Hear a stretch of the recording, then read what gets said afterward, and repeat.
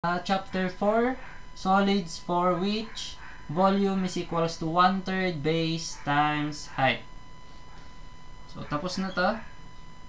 Oh, module 5 pala to. So, iba to.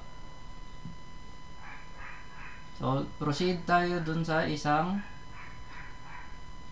topic nyo, which is saan na yun? Solids for which volume is equals to your mean B or mean base times height. So, topic learning outcome is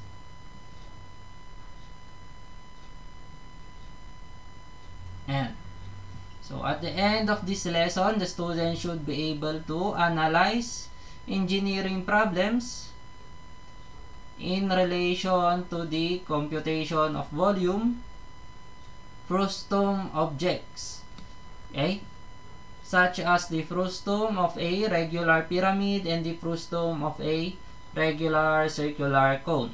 Okay, apply the principles of similar figures, ratio and proportion to problems. Compute the volumes of prismatoids, truncated pyramids, and truncated cones.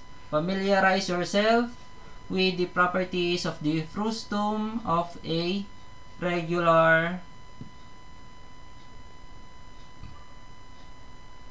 saan ako? Pyramid. Okay? The frustum of a right circular cone, prismatoids, and truncated objects. Okay? Draw properly and identify the parameters used in the given equation. Analyze engineering problems correctly. So, ito. Frustum of regular pyramid. A frustum of a regular pyramid is the proportion of a regular pyramid included between the base and the section parallel to the base. A properties: slant height of a frustum of a regular pyramid is the altitude of the face. The lateral edges of a frustum of a regular pyramid are equal, and the faces are equal isosceles trapezoid. So, ano nga ba yung shape na yan? Okay? So, meron tayong, let's say, square yung frustum natin. Then, equal trapezoids. Okay? So, trapezoids yung gilid niya. Okay? So, ganyan yung figure of a frustum. Okay?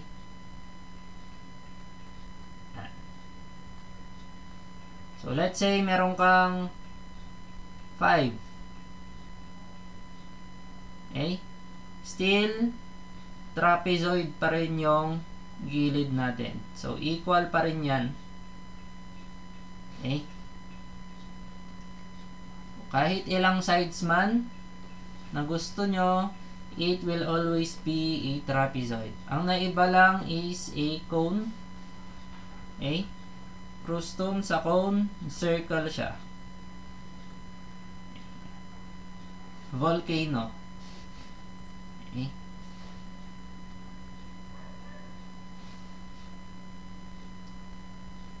Okay. Yeah. So, formula for lateral surface area.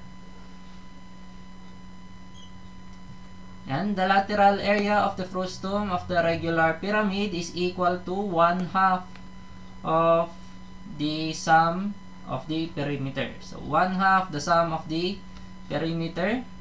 So, yan. Perimeter 1 and perimeter 2. Okay? So, figure. Let's say, meron kang yan, 5-sided.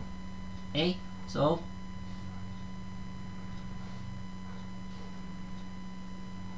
okay? So, let's say, pag ganyan yung figure mo. Frustum. So, perimeter neto. So, distance dito, dito, dito, dito, at dito. Pagka-add natin, Tapos, yung same din doon sa baba. Okay, perimeter ng base natin. Then, multiply by your slant height. Okay? Bakit divided by 2? I-average natin to. Okay, average ng perimeter. Dalawang perimeter multiplied by your lateral area. So, that is your lateral edge. Okay? Or slant height. Okay? So, that is your lateral area. Okay? Example. The volume of the frustum of any pyramid is equal to 1/3 the product of the volume of the altitude, okay, and the sum of the upper base and lower base and the mean proportional between the bases. Okay, so volume is equals to base 1, okay, sa taas, plus base 2 sa baba, or kahit anong gusto nyo, pagbaliktarin nyo, plus the square root of base 1 multiplied by base 2. Okay? Divide all 3 by 3. Okay? Average multiplied by your height. Okay? So, same pa rin, area multiplied by height. But in this case, kinuha lang natin yung mean. Okay? Example. The lower portion of the Washington Monument was built before the Civil War. This portion is in the shape of a frustum of a square pyramid. The altitude of the frustum is 150 feet. The faces of the monument slope inwards 0.247 inches horizontally. Okay? In a vertical rise of 1 feet. Okay? The structure is hollowed out along its entire length by a vertical shaft which has a uniform square section. So, yung nasa gitna nito, yun yung tinutukoy, hollow or walang laman. Okay? 25 feet on side. Okay? Find how much stone was used in its construction. Okay? So, ang tinatanong lang is volume ng shape natin dito. Okay? Since the frustum is hollowed at the middle point, the volume of stone is volume ng frustum minus yung hollowed part.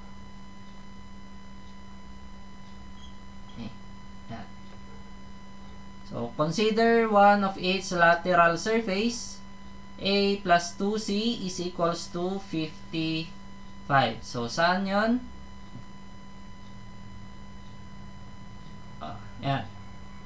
A plus 2C. Okay, saan yung 2C? Dito. Gilid dito. Gilid dito. A is yung nasa gitna.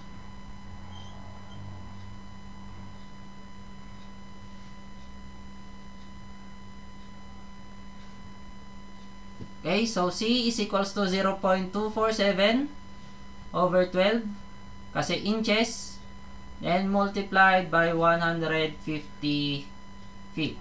Okay, so inches, kinonvert natin siya into feet. Okay, multiplied by 150 feet. So C is equals to 3.0875. Okay, and makukompute natin yung A plus 2, 3.0875 is equals to 55. So, saan kinuha ni sir ito?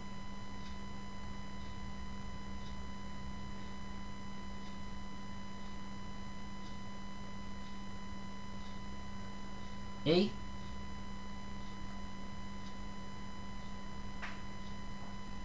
The structure is hollowed out along its entire length by a vertical shaft which has a uniform cross-section.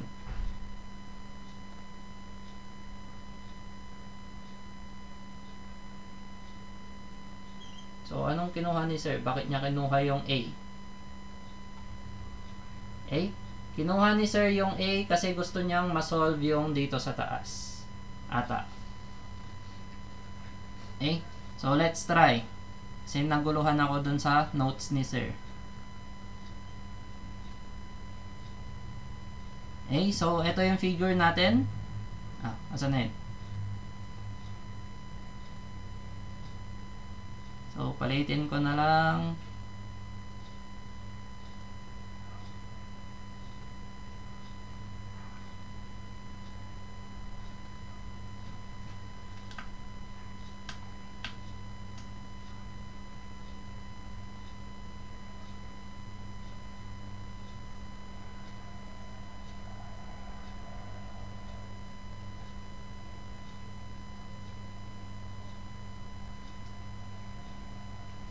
Okay? So, yan yung figure natin. Let's say, consider lang natin itong length dito. Okay? Section.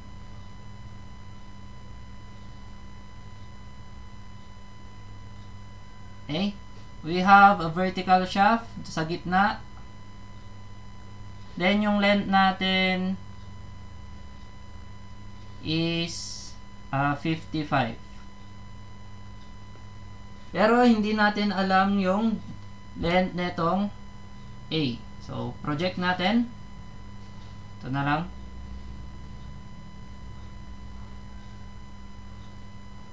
Project natin. Let's say this is A and this is C. C. Okay? So, 55.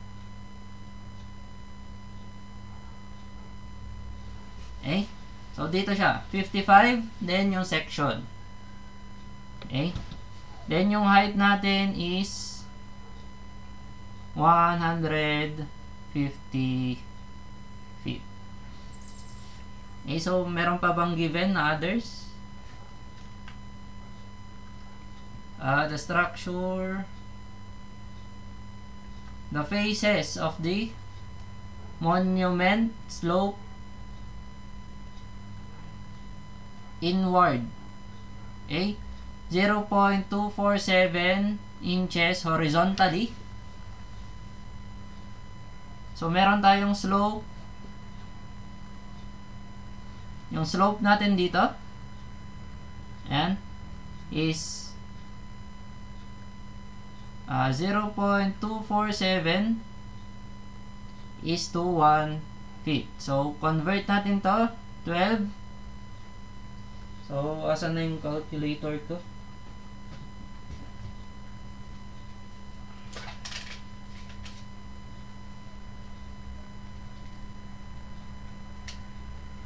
So, 0.021.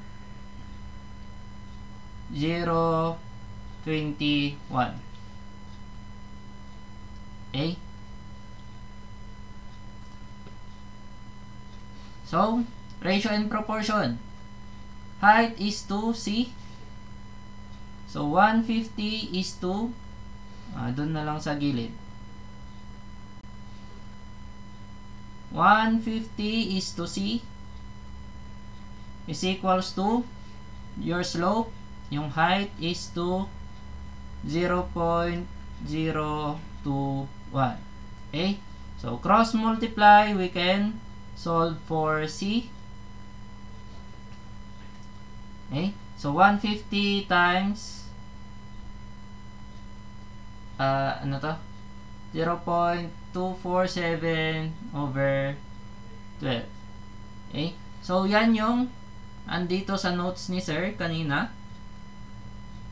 Saan na yun? Ito. So, makukuha niya yung 3.087. So, nalito ako dito kanina kay sir. Magulo yung notes niya. Okay. So, C is 3.087.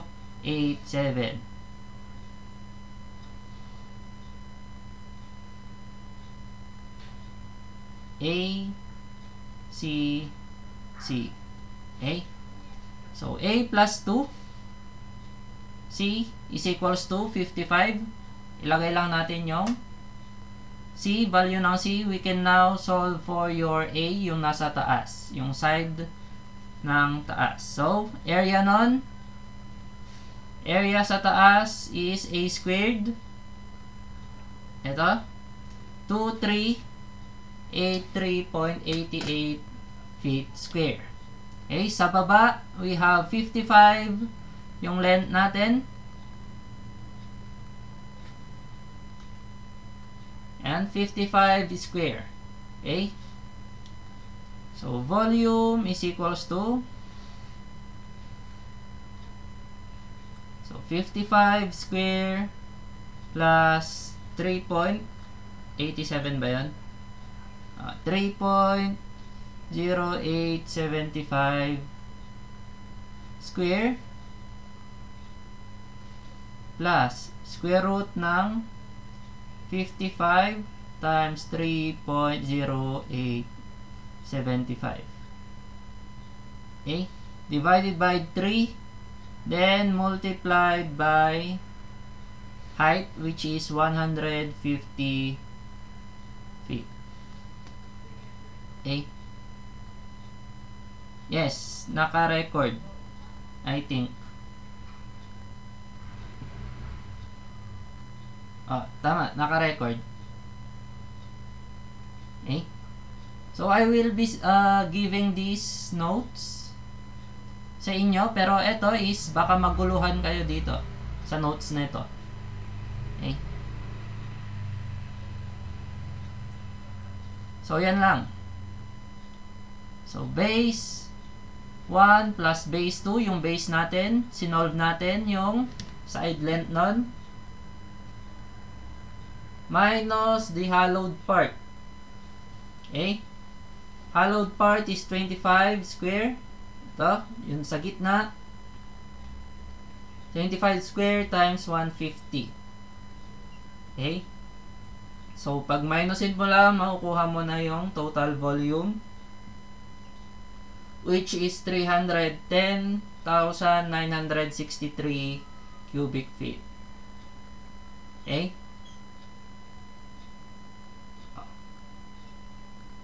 Next, frustum of right circular cone.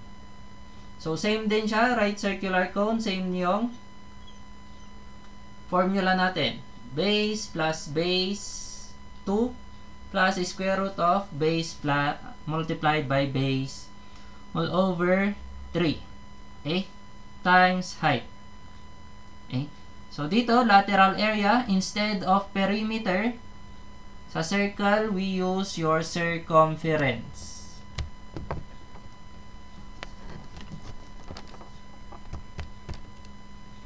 Okay? Example. A reservoir contains 50 million gallons of water when full. Find the depth of the water if the reservoir is in the form of a frustum. Okay? Of a right circular cone. So, kunin mo lang yung base nito, pi r squared. So, pi times 100 square is equals to 31415.93 feet square. So, sa taas din, pi r square, we have 200. So, pi times 200 square. Makukuha natin tong value dito. Then, next, mean. Kinonvert niya yung gallons. So, meron bang conversion dito na binigay? So, wala. So, i-search nyo yung conversion. It is 231 cubic feet per 1728 gallon. Okay? So, conversion yun 231 cubic feet is to 1728 gallons. So, kinonvert niya into cubic feet. Okay?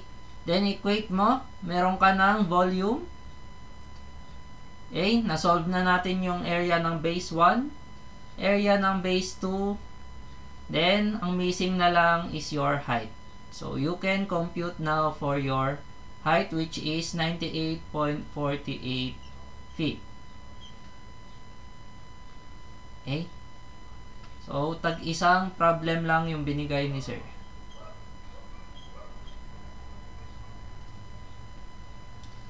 So, number 2, next is prismatoid. Okay?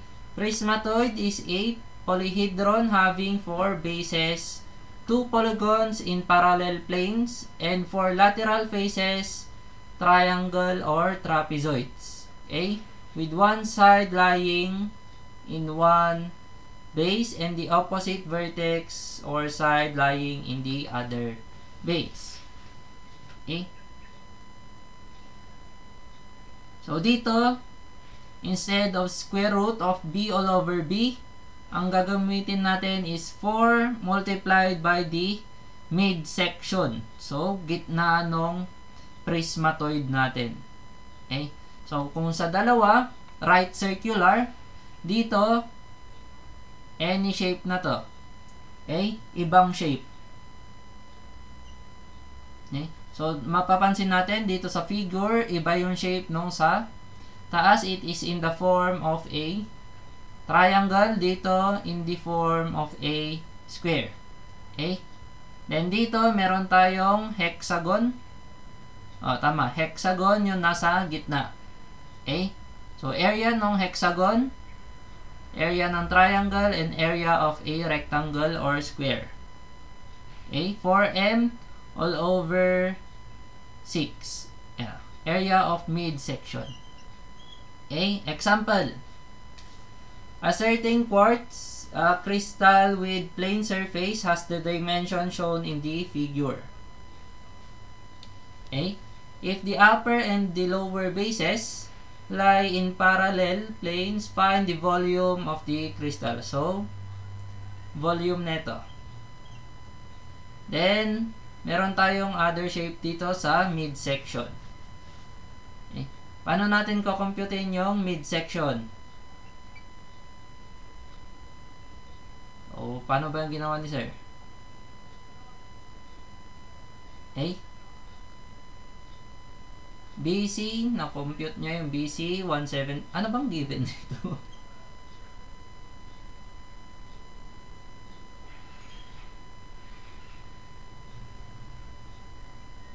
So, kinompute niya to, missing side. Ito lang yung given. So, side AB, AC, then GF, FE, ED, and DG, as well as your vertical height of 300 feet. So, first, kinompute niya yung nandito, then, solve for your area. Area ng sa taas, then area sa baba is simply 220 times 120. Ang problema dito is paano mo kukunin yung nasa gitna. Okay? So, punta tayo. Ano yun? IJKL. IL. Paano niya napunta? So, 1/2 of 220. So, inassume niya na nasa gitna yung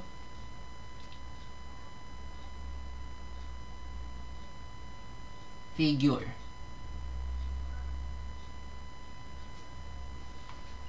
So, paano ba to?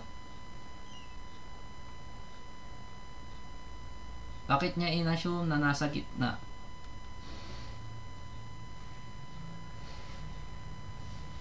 Okay, solve ko na lang. At nalilito ulit ako sa figure ni sir.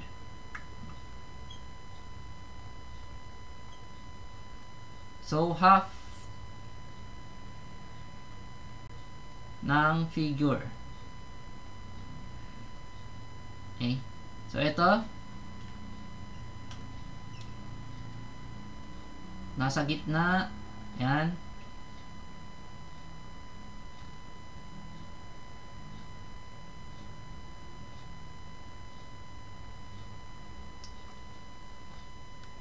So, i-ratio in proportion ko na lang to. Okay, let's take this side. BEF.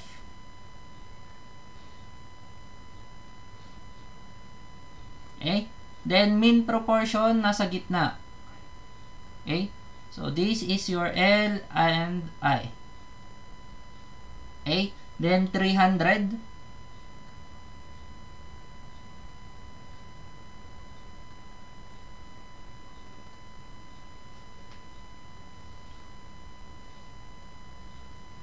So, 300 yung height. So, 150 and 150.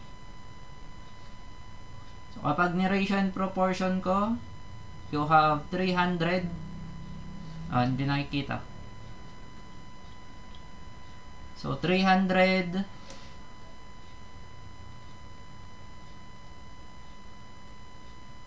Then, EF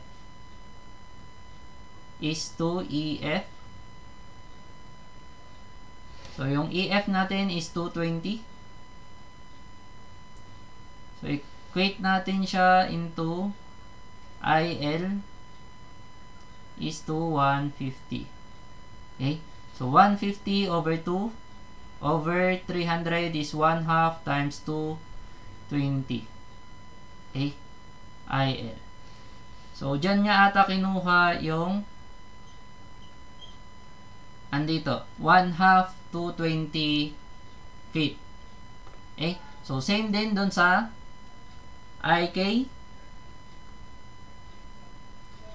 IK is simply, meron ka ng IL, then, hindi, LK pala to. Okay? So, ratio and proportion din, kunin mo yun dito. Ang triangle na to, then, sa gitna, half, doon yung LK.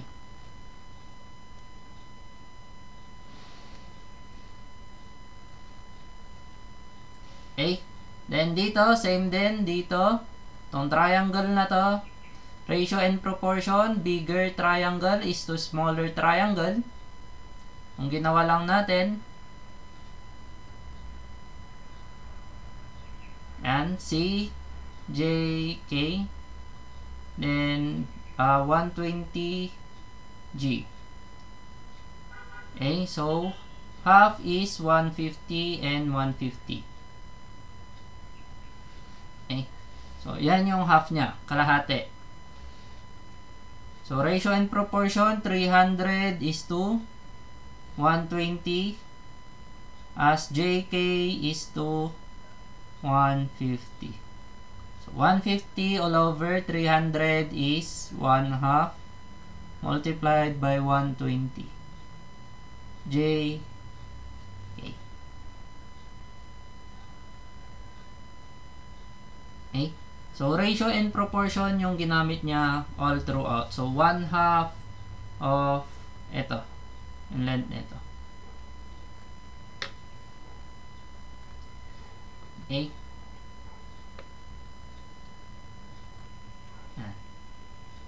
Considering triangular faces. Okay? From trapezoid faces, we have 1/2 80 feet plus 120 feet. Okay? So, yung trapezoid naman. Try natin yung trapezoid. 80, 120, okay, half, 150, and 150.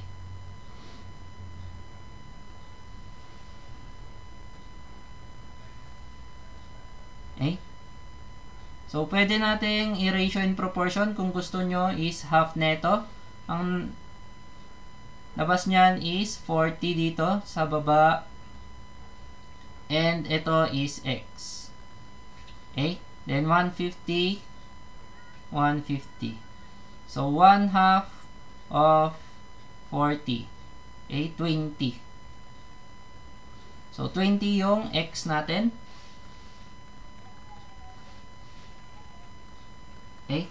Or nasundan ba yun? Trapezoid 80, 120.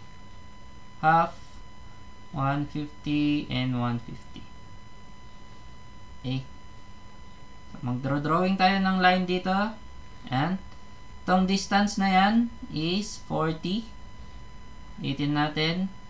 This is 40, 150, 150, then x. Okay? So, yung x natin is equals to x is to 150 as 40 is to 300. Okay? So, cross multiply x equals to 1/2 of 40. So, x equals to 20. So, yung total length natin from this side up until here for midpoint is 80 plus yung na-solve natin na x dito. Okay? So, 100. So, tama ba ako for HI? Let's see.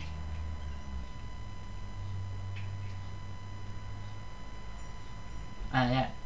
HI is equals to 100 centimeter. Okay? Or ginawa niya lang half ng 80 over 120. Yung 1/2. Saan nakuha yung 1/2? Okay? So, dito, consider natin face B, E, and F. Okay? So, meron tayo sa gitna.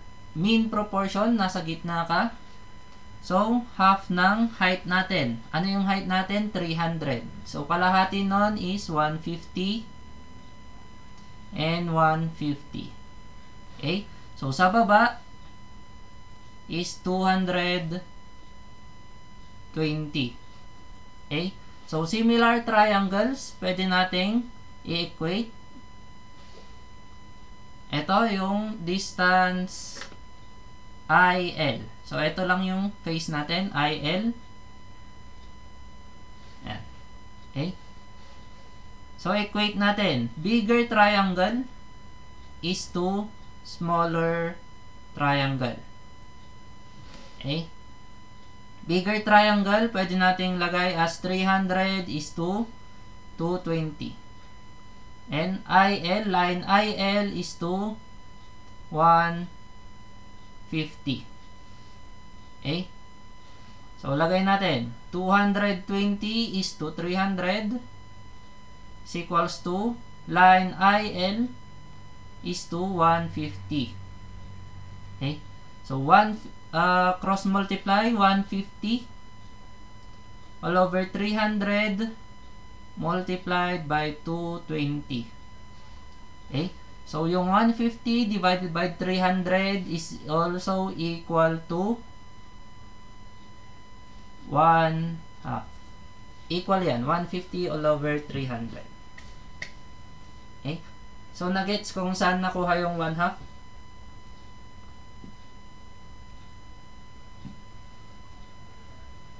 Yes, sir. Okay. So, same din doon sa trapezoid. So, pwede mong lagyan dito ng line, then kunin mo yung half dito. Okay? Solve for this distance, then alam mo na yung distance sa taas, 80. Ito, 80, then 80 dito. Okay? Then, pag-addin mo lang yung 80 plus x. Okay? So, next, nakuha niya na yung all sides. Hindi ko na kukumputin. Yan na lang yun. Okay? So, next is, yan na. So, kukunin niya na yung area netong sa gitna. So, hinati niya into 2 parts. Okay? So, HJ, H2, hindi ko alam to. H din ba to? Small h or M? Mukhang M. Hindi mabasa yung notes ni sir.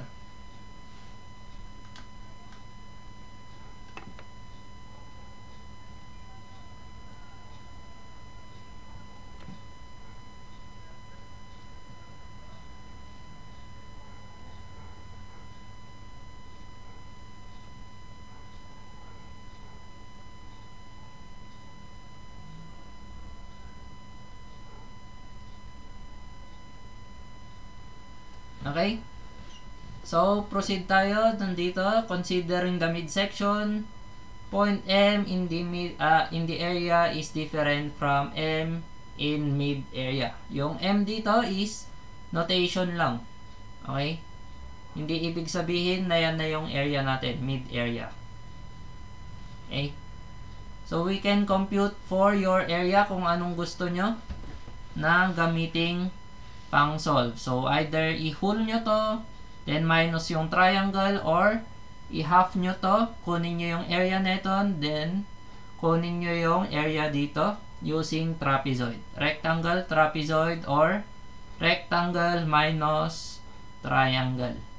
Okay? Nasa sa inyo kung anong gagawin nyo. So, ang ginamit niya dito is ano ba? HILM. So, kinuha niya yung area neto. Then, 1/2. So, kinuha niya using trapezoid. Okay? So, rectangle plus trapezoid yung ginamit niya dito. Okay? So, 17,000 centimeters squared. Okay? Then, meron ka ng area for mid. Okay? Yung area sa top, yung base natin sa top is 1/2 base times height. So, 1/2 ng 80 times 150. Then, sa baba is 120 times 220. Okay? So, area nung sa lower is 120 times 220. So, we have 26,400 centimeters squared. Then, input nyo na siya dun sa formula natin, which is base 1, yung sa taas, yung triangle, plus base 2, yung sa baba, yung rectangle, then plus 4 times yung middle area natin, yung sinolve natin, 17,000 centimeters squared divided by 6 times yung height ng figure natin. Okay? So, we have a volume of 5,020,000 cubic centimeter. So, meron pa ba? Meron pa. Truncated prism or cylinder. Okay? So, last topic. A truncated prism or cylinder is the portion of a prism or cylinder included between the base and a plane or not parallel to the base, cutting all edges or elements. For example, dito, kinat natin, tapos hindi siya same sa base. Hindi siya parallel sa bases natin. Okay? A right truncated prism is one of which a right section is parallel to its base. Okay? So, formula dito is volume is equals to K times M. Ano yung K? Right section. Okay? Volume, area ng right section multiplied by average lateral edge. Ano yung average lateral kwan natin? You have yung dito sa gilid, lateral edge, dito sa gilid ulit. Then, you have your dito, M. Yung sa gitna. Okay? From center point to center point.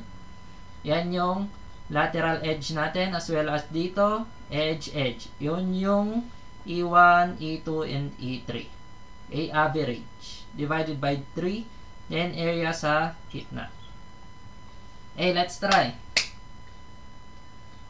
Grabe naman si sir. Saan niya ba kinukuha tong mga figures niya? Okay, the truncated prism shown in the figure may be considered as a right prism of altitude h, surmounted by a pyramid having a trapezoidal base and altitude p. Okay, so altitude daw dito is p, yung sa ano ba yan?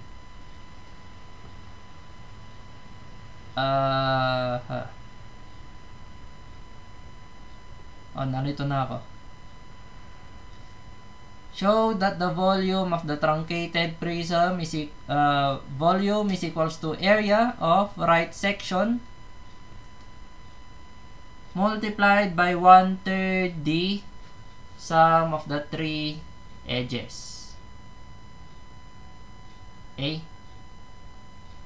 So, right section, 1/2 P base times height. Okay, volume, itong figure na to. Okay? So, drawing ko para makita nyo. Okay? So, pag ganyan siya. Okay? Yung volume lang na tinutukoy niya is ito.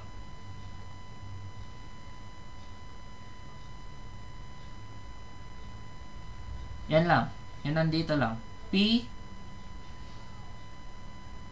B base times your height. Okay? Plus 1/2 D1 D2 A base times P all over 3. Okay, so paano niya kinuha yun? Wait lang.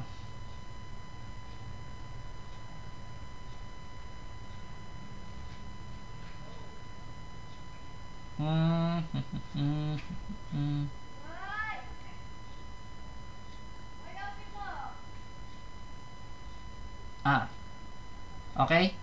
So, kinuha nyo yun using yung 1/3 natin. Sorry. Okay, so meron na tayong volume dito sa baba. Itong right section. Okay? 1/2 base times height. Then, volume netong sa taas. Okay? Yun yung plus 1/2 D1 plus D2 base P over 3. Okay? Yan. Paano? 8 is a right pyramid. Okay? So, pyramid siya. Yan. Isang Toblerone. Okay? Then, yung base natin is D1 and D2. Yung base natin is in the form of a trapezoid. So, 1/2 yung D1 times D2, D1 plus D2 times yung height natin, which is in this case, yung height natin is B. Okay? So, yan yung area ng ilalim. Then, 1/3. Tama? So, 1/3 ng height natin. 1/3 netong height na to. Okay. So, yun yung total volume. So, 1/2 PB times height. Then, ito is a pyramid. Okay? So, 1/3 base times height. Then, inequate niya or sinimplify niya.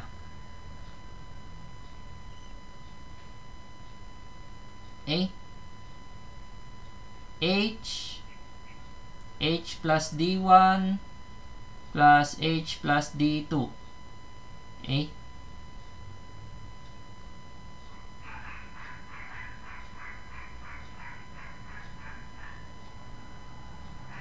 So, saan niya nakuha, saan napunta yung all over 3 niya?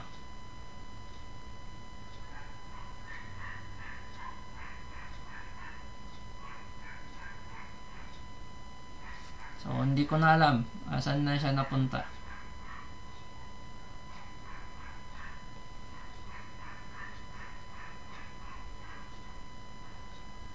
So, nakalimutan niya ata dito, all over 3 itong part na to.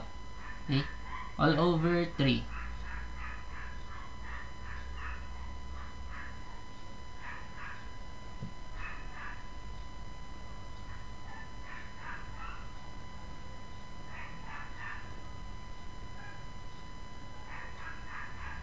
Okay, then yung h dito represents yung lateral edge natin.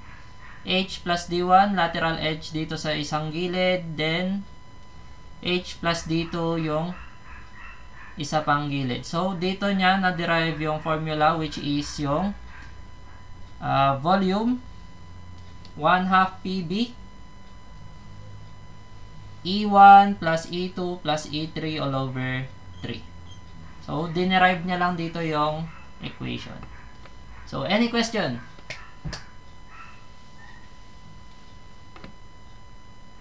So, tomorrow, magbibigay ako ng iba pang example para mas maintindihan nyo kung